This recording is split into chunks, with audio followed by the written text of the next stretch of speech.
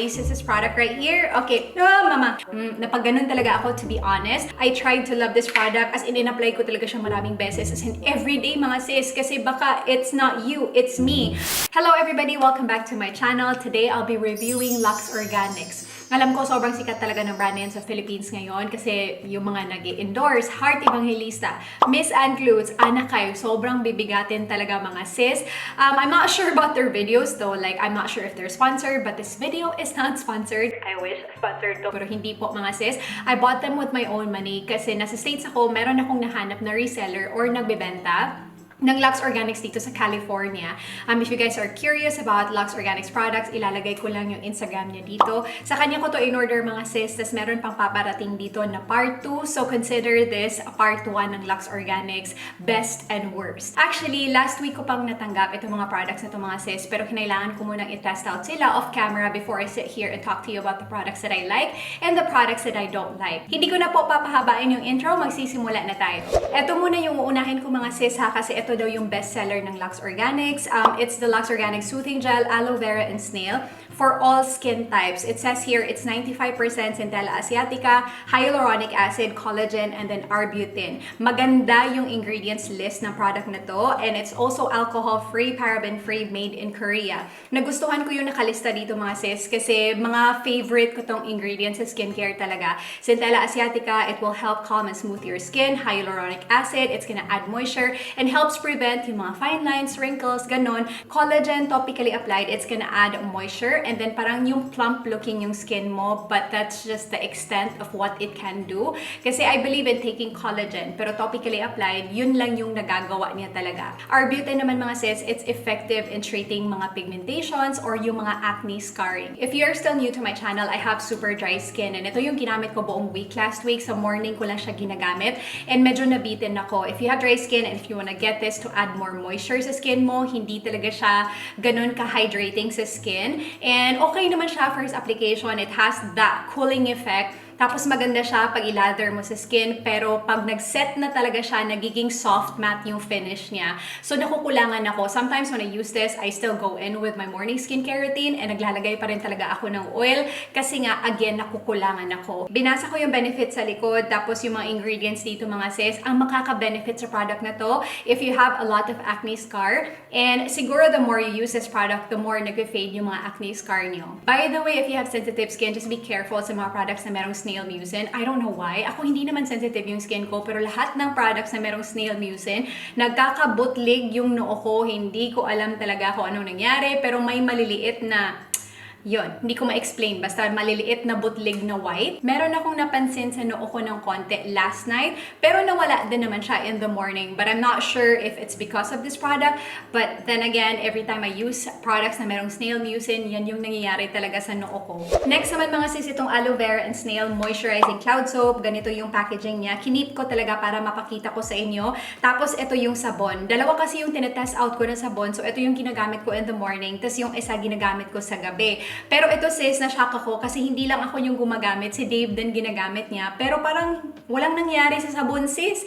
When you lather this sa body mo, it's very foamy. Tapos I understand why they're calling it cloud soap kasi yung foam niya, it's different from the foam na na-experience ko sa ibang bar soap kasi it's not thick, it's very airy, parang clouds. Hindi ko na siya ma-describe na parang clouds kasi hindi ko naman na-touch yung clouds. Pero you get what I mean? Yung airy na super thin. Eto mga sis, pinagamit ko talaga kay Dave para alam ko din kung ano yung thoughts niya kasi siya yung regular bar soap user. Ako naman mga sis, I stopped like a long time ago. Hindi ako gumagamit ng bar soap. Yung ginagamit ko shower oil because I have super dry skin. Hindi lang yung mukha ko yung dry, pati katawan ko super dry. Kaya shower oil lang talaga yung nag-work sa akin. And madami pa akong rituals sa banyo. Let me know in the comment section below if you want me to do a body care routine because I would gladly do it for you if you want me to. When I check the ingredients of this product, medyo same lang talaga siya ng ingredients sa mga regular bar soap. Just don't use it sa face nyo, especially if you have dry and sensitive skin.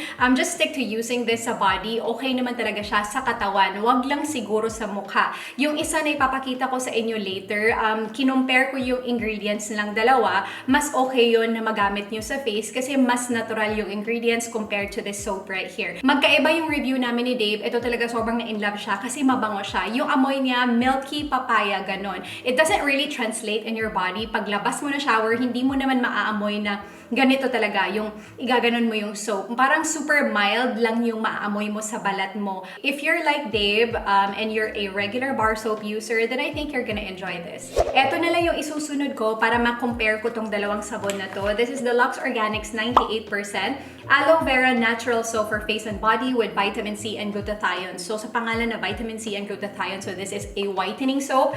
Whitening, moisturizing, and cleansing, paraben-free, and then alcohol-free. So I checked the ingredients sa likod para ma-compare ko dito sa Cloud Soap nila. Mas natural talaga yung ingredients nito and mas safe siya if you wanna use this for your face and your body. Kasi yung ingredients, aloe water, aloe fragrance, glycerin, glutathione, tas merong soap noodle, hindi ko alam kung ano yan, ascorbic acid or vitamin C. Yung first talaga na napansin ko sa dalawa, kasi ito yung ginagamit ko sa morning, ito yung sa gabi. Ito naman mga sis, mas mabula talaga siya. As in, mabulang-mabula. And ito, mas drying siya sa katawan ko talaga. Ito naman, mas nabibigyan ng moisture yung katawan ko. Hindi naman like super well moisturized, na pwede ko nang palitan yung shower oil ko nito. Ibang level yung shower oil mga sis. Pero ito, okay lang siya. Parang meron siyang slip ng konti. Pero hindi talaga siya ganun ka-moisturizing. But it's better than this if you have dry skin. Let me know please in the comment section below if you've tried this soap already. And pumuti ba kayo? Kasi yung claim talaga na product na to, pampaputi eh. Kasi yung main din ng ingredient is vitamin C and glutathione. Pampaputi yun, diba? So again, let me know please kung na-try nyo na to and pumuti ba yung skin nyo.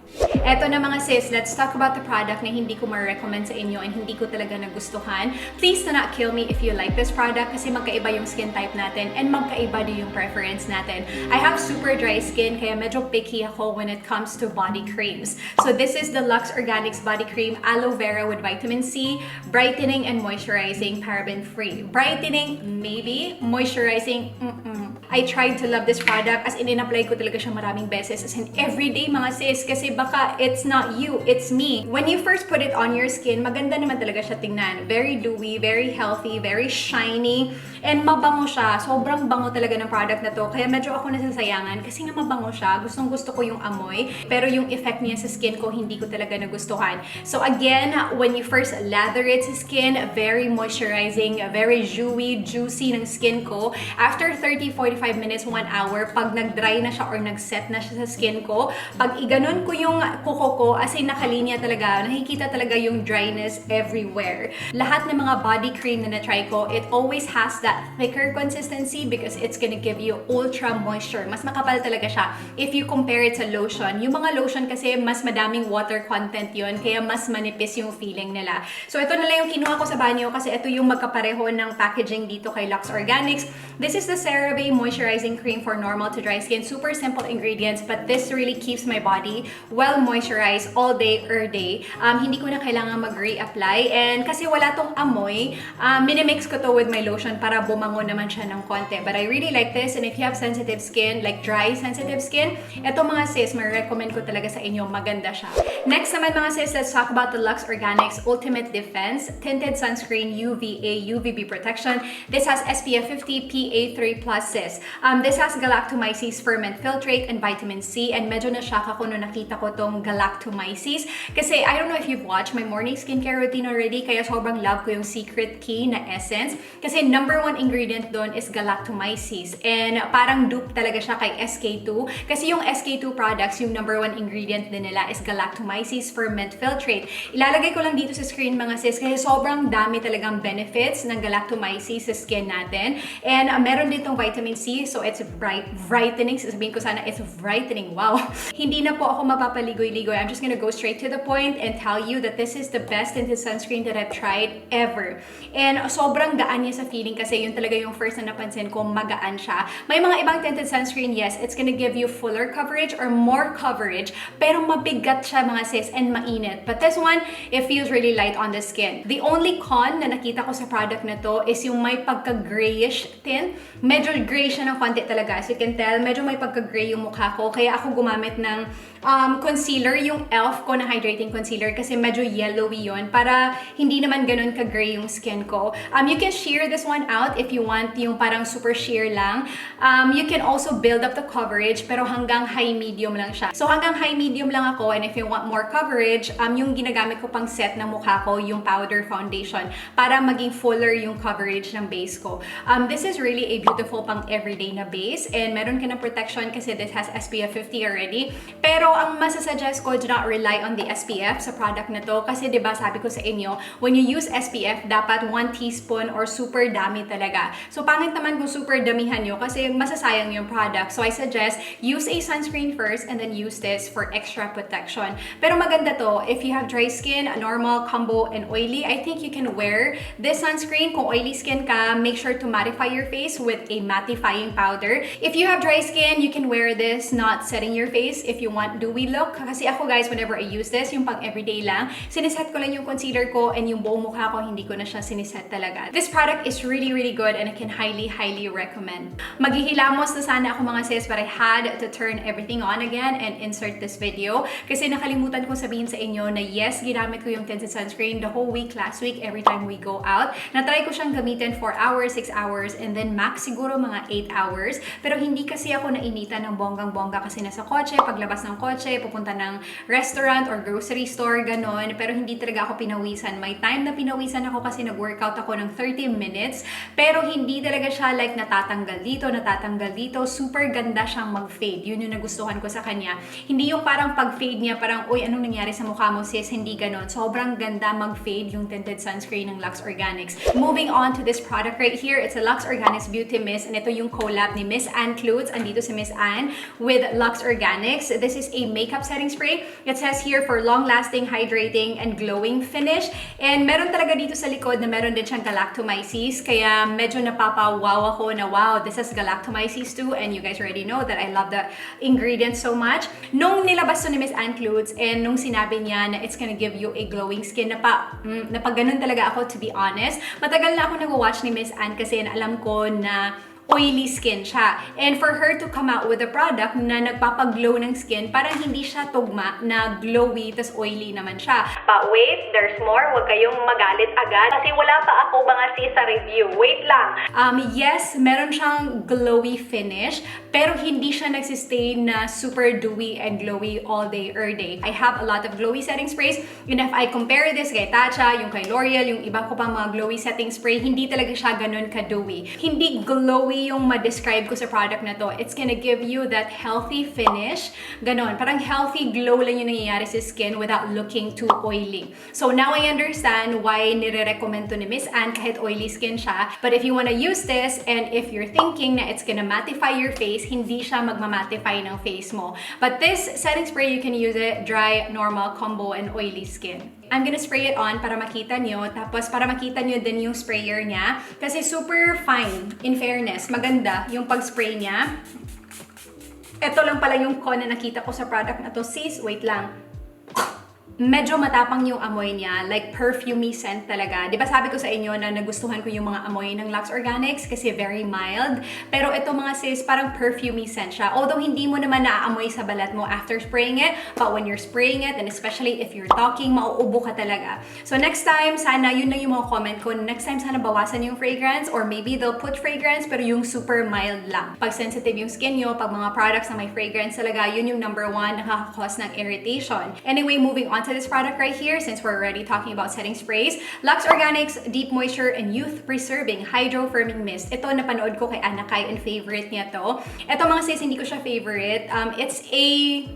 It's an okay setting spray. It's not my favorite. Kasi namamattify niyo yung skin ko. Maraming nagko-comment sa inyo every time I use this na ate, ba't kasi ganyan? Ba't kasi ganyan? Ba't kasi yan yung ginagamit mo? Dapat yung pink. Kasi yung pink daw, mas okay if you have dry skin. Ito naman for combo and oily skin. Napansin ko talaga, kahit nagduduwi ako ng primer, and then nagduduwi ako ng foundation or base, medyo nasasatin yung finish or nagiging soft matte siya whenever I use this setting spray. So again, I can only recommend this if you have oily skin. Pero yung sprayer nito, mas harsh siya ng konti. Hindi naman super harsh, pero mas Eto na po yung pinaka-last na product na pag-uusapan natin. This is the Lux Organics Lemon Melt Away Cleansing Balm. Melts waterproof makeup, deeply cleanses away impurities, leaves skin supple and hydrated. Maliit lang to, 300 plus pesos, but a little goes a long way with this product. So ito yung ginamit ko talaga whenever I wear makeup last week. And in fairness, nagustuhan ko talaga tong product na to. Nami-melt niya pati yung mga waterproof mascaras ko and even the Heroin Make Mascara na mahirap talagang tanggalin, natatanggal niya. So if you're looking for a cheaper alternative sa Vanilla Co kasi medyo expensive yon, I can highly recommend this product. Maamoy mo na super mild lemon scent but it's really not that strong. Yung first na napansin ko na nagustuhan ko sa product na to, hindi niya nasi-strip off yung moisture sa skin ko. Like after using this, nafe-feel ko na medyo supple pa yung skin ko and hindi siya super dry. Pero ako kasi mga best, I always double cleanse. Kasi nagdo-double cleanse talaga ako. After this, I still go in with a Garnier one, yung blue, and then nafe-facial wash pa ako. Madami pa akong ginagamit sa mukha ko talaga. Kasi nga nagsa-sunscreen ako everyday and just to make sure na nawala yan lahat sa mukha ko, makeup, sunscreen, nagdo-double cleanse ako. That is it for this video mga sis. I hope nakatulong itong video na to sa inyo. Let me know in the comment section below ano sa mga Lux Organics products na favorite nyo talaga and ano yung gusto nyong i-review ko. Kasi I think I'm gonna do part 2 kasi meron pang paparating dito ng mga products and of course, I'm gonna try them off camera muna bago tayo gagawa ng part 2. So that is it mga sis. Please do not forget to like and subscribe if you haven't already and may your brow game be as strong as your coffee today. Love you! Bye-bye!